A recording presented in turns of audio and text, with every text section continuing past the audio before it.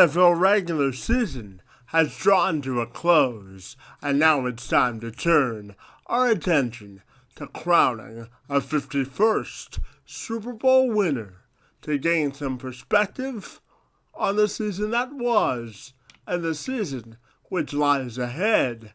I turn to USA Today, New York Giants writer Justin Witmondt to gain some analysis and insights. So first of all, Justin, we want to take the opportunity and welcome you this morning to the Two-Man Advantage Podcast, and we're excited to recap another exciting season of NFL football with you this morning. Thank you. I'm glad to be here. So if you could look at the NFL season as a whole and sort of give me one word or sentence to describe it, what would that be and why? The word I picked here is bittersweet, and I feel that goes for a lot of teams. You've got both Super Bowl 50 teams missing out on the playoffs, the Panthers and the Broncos, and then you've got 6 out of 12 teams that weren't in the playoffs last year that make it this year, which is it's sweet for those teams, and then for those 6 teams that were there last year and missed it, it's a disappointing season. And then yesterday we see the great Steve Smith retire after a legendary career, and he's going to find himself in Canton one day. But that's a bit of a sad ending to his career. He doesn't go out on top. He definitely was a solid player for Baltimore in the past few years, but he was nowhere near what he was in his prime. And to move on then, you've got Eric Berry doing his thing after his battle with cancer, which is great to see. The Raiders finally giving their fans a great season, and that was deserved for those fans out there in Oakland. Derek Carr then unfortunately goes down with an injury right before the playoffs, which kills it.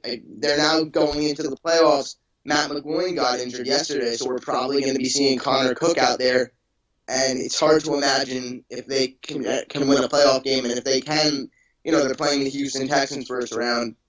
And if they can beat them, which I think they certainly can, that's definitely the worst team in the playoffs in my view is the Texans. Then they're moving on to either play probably the Patriots in that scenario that they do beat the Texans.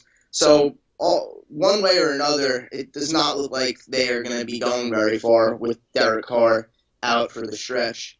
And then there were the tragedies that we see, like the death of Joe McKnight, and that's just to name one. There were a few guys that passed this season, during this regular season, and finally, David Johnson has a historic season, 2,000-plus yards from the line of scrimmage, and then he busts up his knee yesterday. It was just a very up-and-down season overall for all the teams across the board. So I'm also curious to know what you were most surprised by this NFL season. For me, following the Giants, it would be the Dallas Cowboys' success. Tony Romo went down in the preseason, and I thought to myself, oh boy, here we go again. Another 4-12 season. And no, that's not what happens. Dak Prescott steps up and has debatably the best season among all quarterbacks, leads the Cowboys to an NFL best 13-3 record. And that just surprised me because I know how great their offensive line is. It's one of the best offensive lines I've ever seen play the game of football. But last year, they didn't really do much. And granted, they had no one behind that line. They had McFadden running the ball, who was fine, but they had no QB. They had Brandon Whedon at a point, so there wasn't much going for them. But with Dak Prescott, I knew his potential. I knew he could be a good quarterback. By no means did I ever see him being this great. But even so, the defense plays outstanding all season, which was not the case last season at all. And, of course, Zeke Elliott plays like a monster and has 300 more yards than any other running back without even playing yesterday. It was just so surprising to see how dominant the Cowboys were this season. And I guess, what players were you most disappointed by or surprised by that you weren't expecting to have big seasons? That's a tough one. I would say maybe even Ezekiel Elliott I'll stick with here. I was expecting him to have a good season behind that O-line but as a rookie, I didn't see him having 1,600 yards, more than that, and racking up 2,000-plus yards from the line of scrimmage. The Cowboys really shocked me this season, as you can tell. There were plenty of players worthy of individual regular season awards. I'm wondering if you could handicap that field for me as to who you believe will come out as the winners of those individual accomplishments. I'll start with Rookie of the Year. Again, Ezekiel Elliott. I think it would be hard to make a case for anybody else. Maybe his partner, Dak Prescott, back there in Dallas, but I think Zeke takes this award. Like I said, 1,600 or more yards, 300 more than any other running back, and he didn't even play this week. I think he takes that award without competition. Coach of the Year, I would give to Adam Gase, actually. And I don't think that's going to happen, but from my view, I think he totally deserves it. The Dolphins were a 6-10 team last season. They really didn't have much going. There was talk that Ryan Tannehill was a bad pick and that he wasn't really going to be their quarterback in the long run. And he takes that team and turns it around, and they have an inverse year. They go 10-6, and they find their way in the playoffs. And to do that, to take a team from 6-10 to 10-6, especially a team like the Dolphins, and people are going to say, "Oh, what about the Giants? They go 6-10 and now they're 11-5." But they didn't. The Dolphins didn't go out and spend $200+ million in free agency, and they don't have an Eli Manning back there who's won 2 Super Bowls. So for Adam Gase to take that Dolphins team and do that, I think he has earned that award. Comeback Player of the Year, I give that one to DeMarco Murray, who, after a disappointing tenure in Philadelphia, he finds his way in Tennessee and has almost 1,300 yards and 9 touchdowns, and that's with Derrick Henry in that backfield. So he wasn't the lone guy back there getting all the touches. Derrick Henry got his fair share of touches over the course of the year. Offensive rookie, Zeke Elliott, like I said, Rookie of the Year.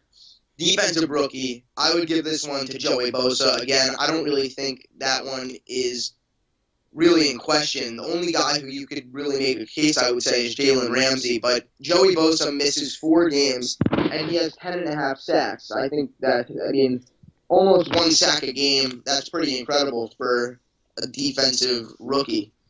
And then finally, MVP, I know I'm going to get some criticism here, but Tom Brady, I think he has to get this one.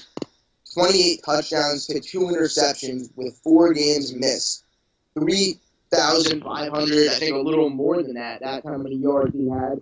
And then on 112.2 passer rating, rather. That's an incredible season while missing 4 games. Imagine if he had played those 4 games. He would have been likely near that 40 touchdown mark and only 2 interceptions. That's a pretty amazing season. The field of 12 is set for this year's playoff run. Which team do you believe will have the shortest and weakest run of them all? Conversely, which team that made the playoffs last year, which is not in this year's field, are you most disappointed in? So, for the team I'm most surprised that made the playoffs, I'm going to go with the Dolphins here. Again, I did not expect them to have that turnaround season that Adam Gase propelled them to have.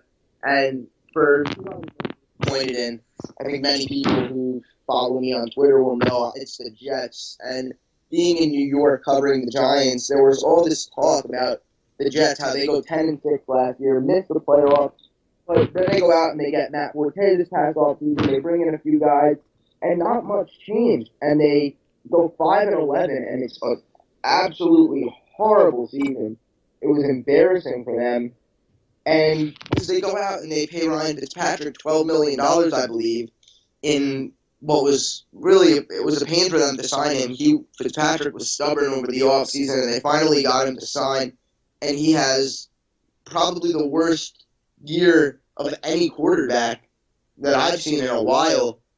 it was a really horrible year for the team that I expected to be a contender for the Super Bowl, not just a playoff spot. I saw the Jets being competitors for a Super Bowl title. Of the incoming college rookies, which ones are you most excited to see make the transition to the next level? I haven't gotten so deep into the draft yet because the team I cover, the Giants, are still in it. Finally, they're in the playoffs, but from what I've seen watching college ball, I'm really excited to see Leonard Fournette at the pro level. He's a big back, a downhill runner, and he's got speed too to go along with it. I'm really intrigued to see if he is a boom or a bust here on the pro level, just because I've seen so many guys like him who dominate at the pro level, big backs like Trent Richardson per se, and they end up being a total bust. And then you see this year's Zeke Elliott out of Ohio State, who is the best running back in the league this year. So you really never know with these college guys. But as the season progresses, the postseason, I should say, and we get into the offseason, I'll definitely be diving into college and the whole draft process more than I have already. And what players or factors do you think will play the biggest role in this postseason? So there's three players that I see playing a huge role in this postseason. First, it's Aaron Rodgers. 6 games ago, he made a statement that the Packers are going to run the table when they were 4-6, and they were going to make the playoffs. And people kind of put it off because of how much the Packers were struggling. And he did exactly that. And now he finds himself as the NFC North division title champion, hosting the Giants in the postseason. So he's been incredible. What you watch him last night, 4 touchdowns, 300+ yards. If he can continue that through the postseason, I don't know if there's a team that can beat the Packers. Next, I'm going to go with Dak Prescott. And we've seen Dak have a few games where he falls off, like the one against the Giants in New York a few weeks ago. And they lost that game, only putting up 7 points. So it's really a matter of, from what I see, Dak Prescott and whether he shows up, plays his game, plays at the top level he can, or if he is a rookie and we see a bit of a downfall as the young player he is. And if he can show up and continue to play at the level he has and continue to play at this level where people are saying he should be the MVP, not just the rookie of the year, but the MVP, the Cowboys, like the Packers with Aaron Rodgers, are going to be a tough team to beat.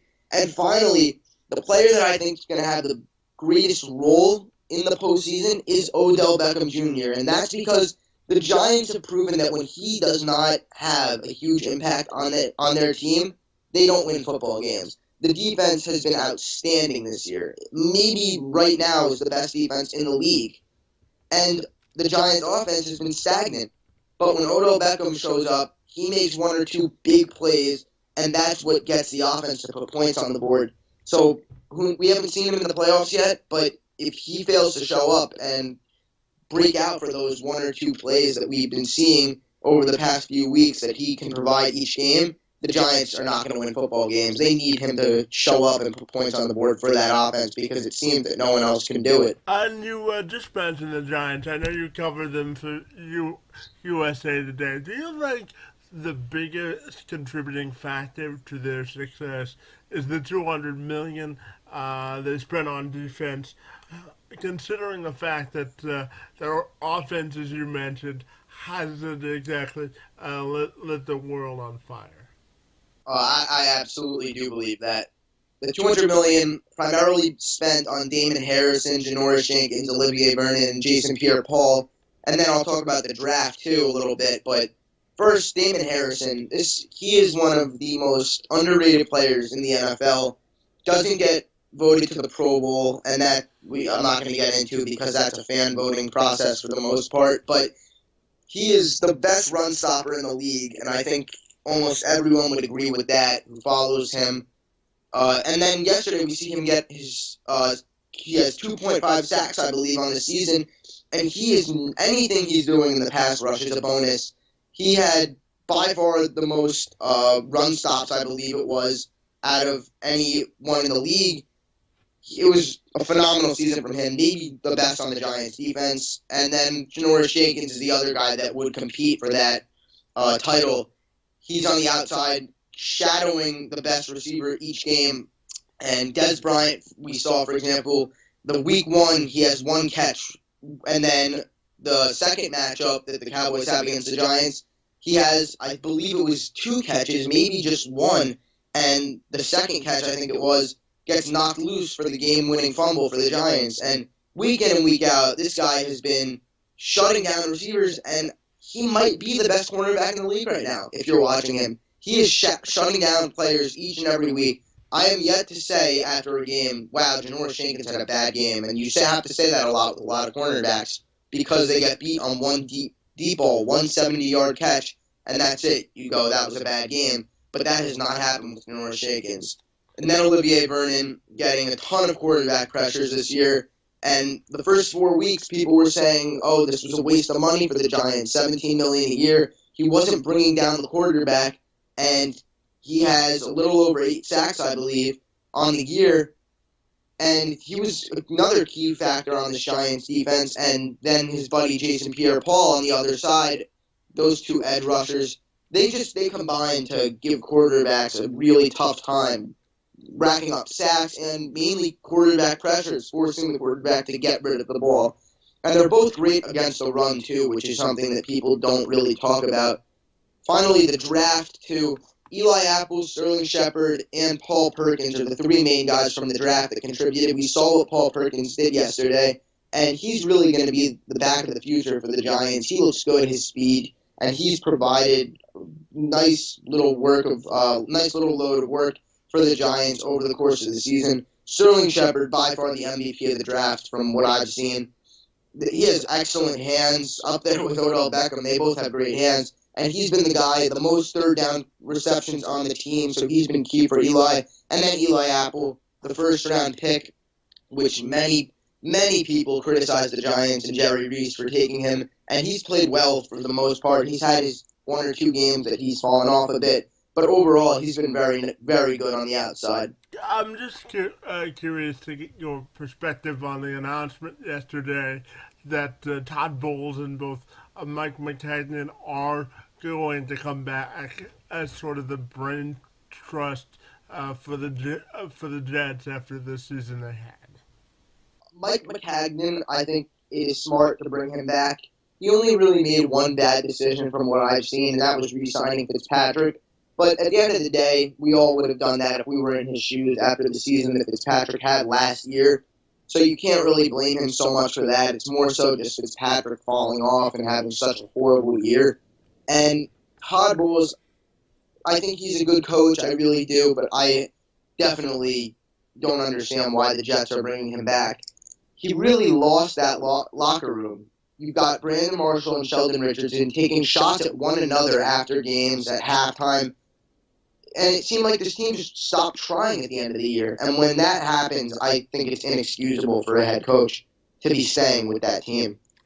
And finally, what do you think is the most intriguing playoff matchup which will lead to the Super Bowl? What do you think will be the most intriguing Super Bowl matchup, and who do you think is going to make the Super Bowl?